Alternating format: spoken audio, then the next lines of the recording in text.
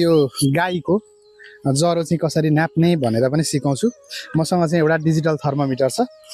Thermometer यो digital थर्मोमिटरको माध्यमबाट हामीले गाईको शारीरिक तापक्रम लिन्छौँ र सामान्यतया गाईको शारीरिक तापक्रम भनेको चाहिँ 101 डिग्री फरेनहाइट हुने गर्छ।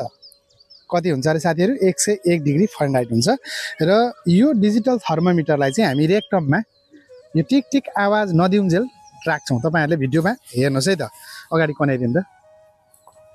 र मैले चाहिँ यो गाईको रेक्टममा चाहिँ अहिले म थर्मोमिटर लगाइरहेको छु। यो गाईलाई ज्वरो आएको हुनसक्छ,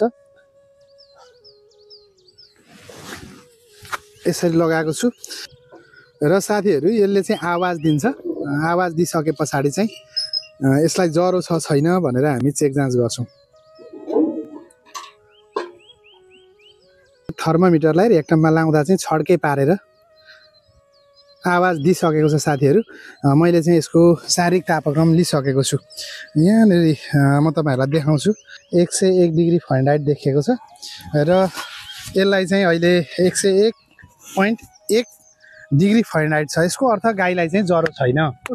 साथीहरू अहिले चाहिँ खोप सञ्चालन भइरहेको छ। विशेष गरी खोरेतको चाहिँ खोप यो गाईलाई लगाएको संयोग मात्रै भएको छ र त्यो संयोग सँगसँगै गाईले दाना पानी अलिक कम खाएको भएपछि चाहिँ कतै खोपको कारणले हो अथवा भ्याक्सिनको कारणले हो कि भन्ने भएपछि अहिले मैले चाहिँ गाईलाई चेक जाँच गरिरहेको छु र ओक्राउन एकदमै कम ओक्राएको छ।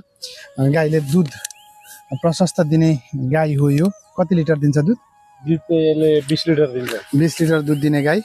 अहिले दाना पानी कम खाएको छ। ओक्राउन कस्तो गर्छ? अहिले ओक्राउँछ?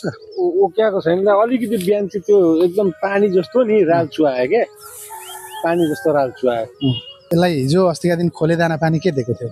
त्यो इस्कुसहरू पकाएर। हो, त्यो बढी खाएको थियो? शङ्का छ त्यस्तो? अलिकति बेसी खाएको थियो होला। हो, त्यो खाएपछि अन्न दाना पानी र विशेष गरी चाहिँ खोले कुँडोहरू यो बजारी क्षेत्रमा पालेको गाई भएको हुनाले यसलाई चाहिँ इस्कुसको खोले खुवाएको, जसको कारणले चाहिँ पेटमा इन्डाइजेसन हुन्छ, त्यो हिसाबले चाहिँ गाईले खाएको छैन। यसलाई चाहिँ हामीले खाना रुचाउने खालके दबाईहरू खुवाउनुपर्छ। साथीहरू यो भिडियो तपाईँहरूलाई कस्तो लाग्यो? मन परेमा लाइक कमेन्ट र सेयर गर्न नबिर्सिनु होला।